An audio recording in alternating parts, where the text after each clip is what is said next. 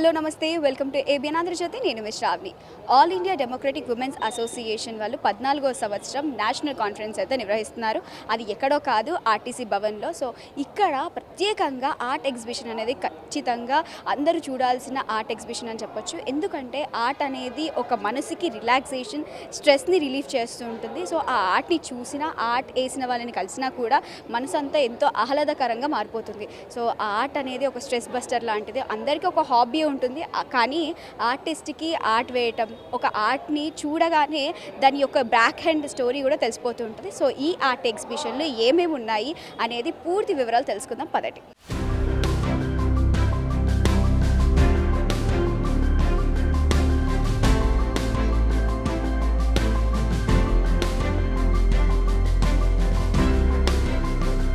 దేశంలో మహిళా హక్కులు, భద్రత, సమానత్వంపై మరోసారి చర్చ మొదలైంది. All India Democratic Women's association ఆధ్వర్యంలో నిర్వహించిన 14వ ఐద్వా జాతీయ మహాసభ ఈ వేదికగా నిలిచింది. ఈ కార్యక్రమంలో ప్రత్యేక ఆకర్షణగా నిలిచిన కళా ప్రదర్శన మహిళల వాస్తవ సమస్యలను కళ్లకు కట్టింది. ఈ ఎగ్జిబిషన్లో ప్రదర్శించిన చిత్రాలు మహిళలు నిత్యం ఎదుర్కొంటున్న సామాజిక, మానసిక, శారీరక వేధింపులను ప్రతిబింబించాయి. ప్రతి ఆర్ట్ ఎగ్జిబిషన్ ఒక డిఫరెంట్ వైబ్ని ఇస్తుంటుంది, ఒక ప్రశాంత వాతావరణాన్ని తీసుకెళ్తుంటుంది.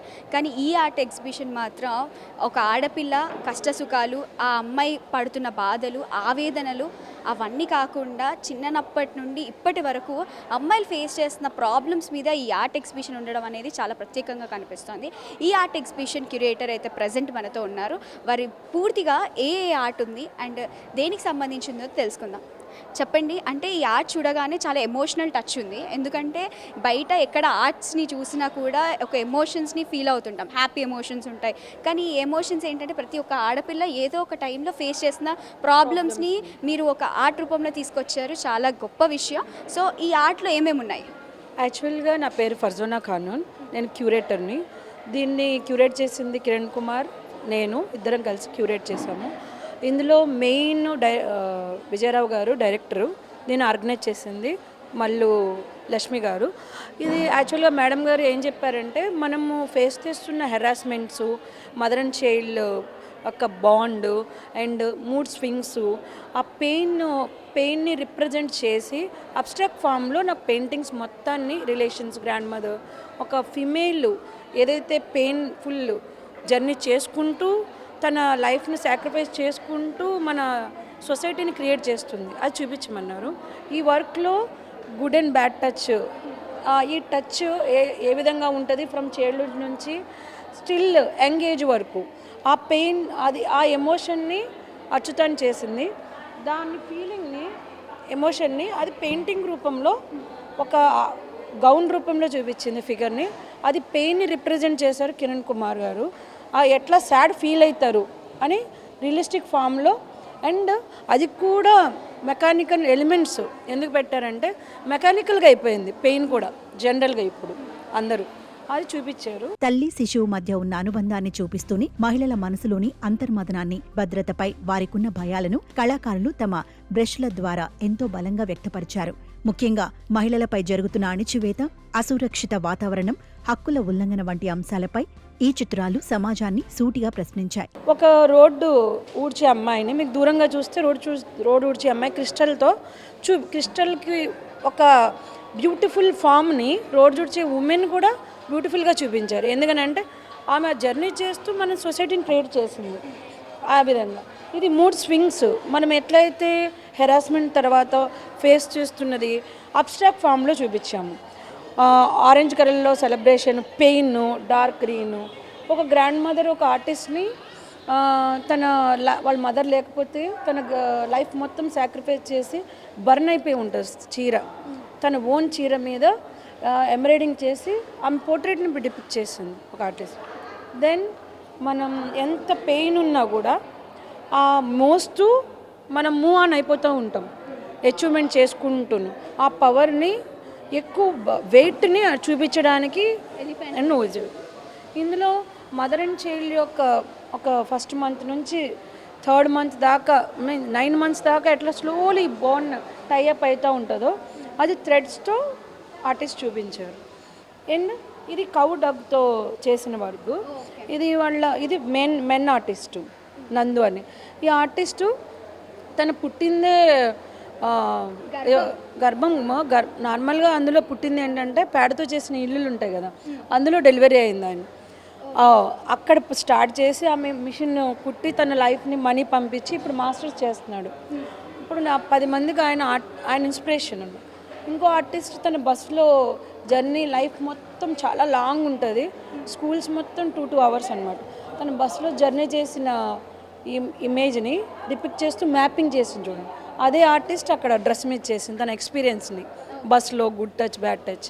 ఒక ఎంబ్రాయిడింగ్ ఆర్టిస్టు తను వాళ్ళ ట్రైబల్ మెహందీ, తన మెహందీని మొత్తం పెయింటిలో డిజైన్ చేసింది ఒక ఫిగర్ని.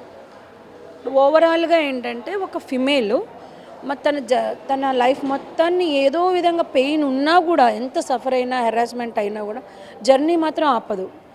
తను ఆగితే టోటల్ ఫ్యామిలీ ఆగిపోతుంది, టోటల్ సొసైటీ ఆగిపోతుంది. తను సఫర్ చేసుకుంటూ తన అచీవ్ చేస్తూ వేరే వాళ్ళని కూడా అచీవ్ చేయడమే ఫిమేల్ పవర్. కళ అనేది కేవలం అందం మాత్రమే కాదు, అదొక శక్తివంతమైన స్వరం అనే సందేశాన్ని ఈ ఎగ్జిబిషన్ బలంగా చాటి చెప్పింది. మహిళల భద్రత, సమాన హక్కుల కోసం తమ పోరాటం నిరంతరం కొనసాగుతుందని, ఇలాంటి ప్రదర్శనల ద్వారా ప్రజల్లో అవగాహన పెంచడమే తమ లక్ష్యమని ఐద్వా ప్రతినిధులు స్పష్టం చేశారు. మహిళల సమస్యలు ప్రతి ఒక్కరి బాధ్యతగా మారాల్సిన అవసరం ఉందని వారు పిలుపునిచ్చారు. నా పేరు Mallu Lakshmi, Telangana state general secretary ఐద్వాకి, అట్లాగే All India office bearer joint సెక్రటరీని. అఖిల భారత ప్రజాతంత్ర మహిళా సంఘం ఏర్పడ్డ నాటి నుండి నేటి వరకు మహిళా హక్కుల కోసం నిరంతరంగా పోరాటం చేసినటువంటి సంఘం ఏదైనా ఉందంటే అఖిల భారత ప్రజాతంత్ర మహిళా సంఘం అని గర్వంగా చెప్పుకోవచ్చు. దేశవ్యాప్తంగా సంఘం పేరు ఒకటే ఉండాలి, ఆ సంఘం ద్వారా కార్యక్రమాలు జరగాలి అని ఆ రకంగా ప్రతిపాదన పెడితే అందరూ కూడా అది తీర్మానాన్ని ఒప్పుకోవటం జరిగింది. ఆనాటి నుండి అనేక ఉద్యమాలు చేస్తున్నాం. అందులో ప్రధానంగా స్త్రీల సమస్యలను గుర్తించి స్త్రీల సమస్యలను రాజకీయ ఎజెండాలోకి, ప్రభుత్వ ఎజెండాలోకి తీసుకురావడంలో ఐద్వా స్వతంత్రంగా గాను అట్లాగే మహిళా విభాగాలు కలిసి అనేక ఉద్యమాలు, పోరాటాలు చేసి అనేక హక్కులు సాధించుకున్నాం. సమాన పనికి సమాన వేతనం, ఓటు హక్కు కోసం పోరాటాలు చేసాం, సాధించుకున్నాం.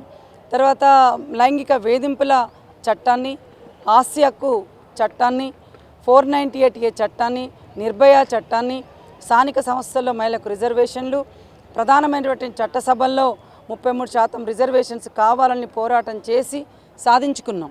అట్లాగే గర్భిణీలు డెలివరీ అయిన తర్వాత ప్రసూతి సౌకర్యాలు కూడా వాళ్ళకు ఉండాల్సినటువంటి అవసరం ఉన్నదని, బాల్యవాళ్ళకు వ్యతిరేకంగా పోరాటం చేసాం. వితంతు పునర్వివాహాల కోసం కూడా పోరాటం చేసి హక్కులు సాధించుకున్నాం. మన హక్కులు ప్రభుత్వాలు కల్పించాలి, సాధించుకున్న హక్కుల్ని అమలు చేయాలి. కానీ ఇవాళ అమలు చేయట్లేరు. ఆ అమలు కోసం కూడా యూత్ ముందుకు రావాలి. ఎందుకు చెప్తున్నానంటే దేశవ్యాప్తంగా వేలాది స్కూల్స్ మూసేస్తున్నారు.